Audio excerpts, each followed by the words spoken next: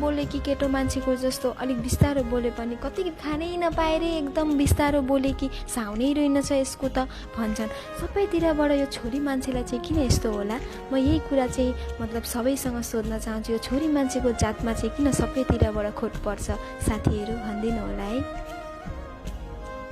Hello everyone, Radhe Radhe, good evening. अहिले चाहिँ साँझ परिसकेर चाहिँ म चाहिँ अघि ड्युटीबाट आएर सुतिरहेँ। सुतेर उठेर यता रेडी हुँदैछु किनभने छेउमा पूजा छ, त्यहाँ यसो हेर्न जाऊँ भनेर। अनि दिदीको छोरी र म यता ठिकठाक परिमरि मैले यता उठेर यता हेरेको त दिदी रङ्गोली बनाउँदै रहेछ। म त थाहै पाइन, आएर ड्युटीबाट पुरा सुतेँ कि त एकै बजे 5 साढे 5 बजी पो बिउजेर अनि यसो हेरेको त दिदीले त सबै रेडी गरिसकि चाहिँ बोलाइन पनि गरेर आएकी भनेर म चाहिँ दिदी घर आएँ किनभने मम्मी हुनुहुन्न, मम्मी मामा घर जानुभएको छ। मम्मीले यसै पनि अब हजुरआमाको 45 सकिएको छ नि, केही गर्नै हुँदैन। अनि अस्ति जानुभएको छ, म घरमा एक्लै के गर्नु भनेर दिदी घरतिरै आइरहेको थिएँ।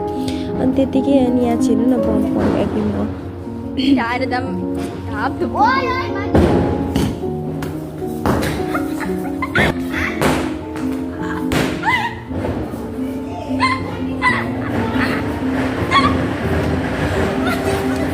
हामी चाहिँ अनि उतापट्टि यसो निस्क्यौँ त सबैजना। त्यही पनि समयका त कोही छैनन्, सब दिदीका छोरीहरू हुन्। म जस्तै जत्रै भइसकिरहेछन्। अहिले चाहिँ पुरा बमको आवाज आइरहेछ किनभने म भोइस दिइरहेको छु। बम फुटाइछन् सबैले। अब राति 2-3 बजीसम्म यत्तिकै हो। अनि यहाँ चाहिँ मन्दिरमा आएर यसो दर्शन गरेर भगवान्को, काली माताको अनि यताउता हेर्दै थियौँ। धेरै मान्छे जमिसकेका थिए। सानो प्रोग्राम पनि रहेछ, उतापट्टि फङ्सन रहेछ। अनि फङ्सन हेर्नु पर्दैन, होस् राति र हुँदै छेउमै थियो। अनि यहाँ चाहिँ डान्सको लागि केटाकेटी जाँदैछन्। अनि हामी एकछिन यताउता गरेर अनि घरमा पनि आयौँ। अनि घरमा फ्रेस ट्रेस भएर अब जति कष्ट गरेर ठिक पऱ्यौँ। अनि त्यति नै खोल्न पनि त्यस्तै दिगदार पर्छ कि। अनि म चाहिँ यस्तो हेभी कानकाहरू लगाउने बानी छैन, कान दुखेर कस्तो भएको थियो। अनि खोलेर अनि अन्त बात गर्दै थियौँ हामी। फोटोहरू चाहिँ माने फोटो खिचेका थियौँ, खोइ फोटो भेटिन त भन्दै थियो। अनि दिँदैछु भन्दै थियो।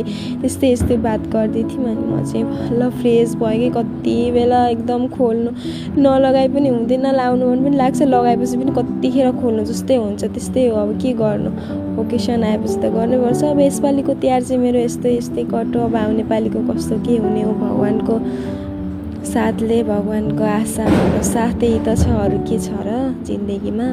यस्तै उस्तै गयो अब यसपालिको तिहार पनि। आउने पालिको तिहार कस्तो हो त्यही त। अब सबैजनाले राम्ररी नै तिहारमा गर्नुभयो होला, सबैले रमाइलो गर्नुभयो होला। बाई बाई, अब फेरि भेटौँला अर्को एउटा कुनै भिडियोमा। अहिलेलाई गुड नाइट। हेलो, म चाहिँ रेडी भएर चिटिक चटक परेर ला म त दिवालीको दिन कहाँ हिँड्ने होला हेर्नु त। यति सजिएर ला थाहा भइहाल्नु भने कहाँ गएँ। मैले आइडी कार्ड लगाइहालेकी छु। म ड्युटीमै गएकी हो, के गर्नु, ड्युटीमा हुँदैन, ड्युटी छुट्टी पनि छैन। अनि ड्युटीको दिन त दिवालीको दिन त ड्रेस लगाएर जान मिल्दैन। त्यही लागि हामीले अनि अरू नै ड्रेस लगाएर सजिएर गएका नि त होइन। अनि पुगी पनि सकेँ। म सबै प्रोडक्ट निकालेको भइसकेको रहेछ, मेरो ढिलो भयो। अनि हेर्नु न सबै गलेर कान दुखेर झुम्का लगाएर म त सक्दिनँ। एकछिन बसिरहेको थिएँ, यता चाहिँ यो बसिरहेको थिएँ साथी। अनि उसलाई हाई भन्न दिएको त हाई भनी अनि बस्दा अनि यता सबैजना फोटो उठ्न व्यस्त, भिडियो कोट्टे व्यस्त, फोटो चन्दा hi hi hello happy Diwali. यता चाहिँ दिवालीको लागि अब सबैले के खाने, अब त्यो 2 बजी छुट्टी भइहाल्छ होइन। त्यही लागि रसगोल्ला ल्याएर राखिदिएका थिएँ सरहरूले सबैलाई। अनि त्यही लागि म चाहिँ रसगोल्ला एउटा खानालाई बसिहाल्थेँ। सबैजना फोटो उठिरहेको थियो, छिटो खाएर निस्किहालेँ कि म चान्स पाउँदिनँ भनेर। कस्टमर आयो भने फेरि उठ्न पाउँदैन नि त होइन। अनि छुट्टी भएर निस्कि पनि सक्यौँ। आज फेरि 2 बजी नै छुट्टी भयो, हाफ बेला थियो। अनि त्यही लागि जाँदैछौँ। अब त घर पुग्छु होला भन्ने। यता चन्दन दाजुसँग त्यो फोटो होला भनेर पुरा पोज दिँदै थियो, तर होइन, मतलब भिडियो हुँदै थियो। अनि पछाडि भनेको भिडियो त हे खालि भिडियो एउटा फोटो चाहिँ भनेको थियो। म आइ पनि पुगेँ, गरेर हेर्नु खालि भइरहेको छु। बेलुकाको भिडियो चाहिँ नेक्स्टमा आउँछ। By by. So hello everyone, Radhe Radhe.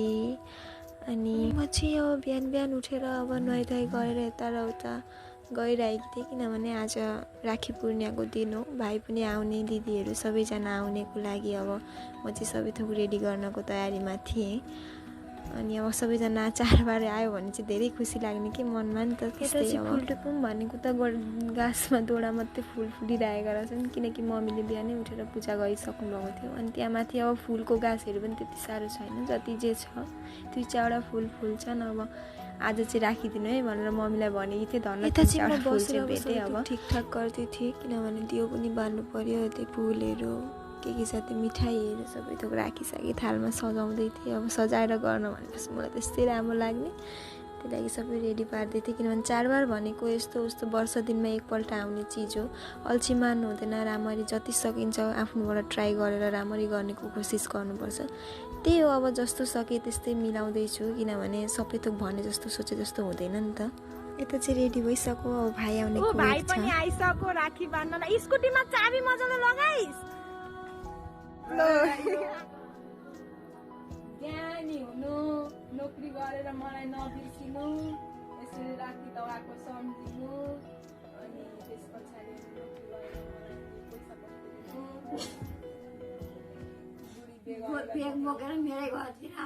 बिहे गरेपछि बुढी बिहापछि दिदी पनि नबिर्सिनु, माइत आउँदाखेरि फेरि म आउँछु। बुझेस्?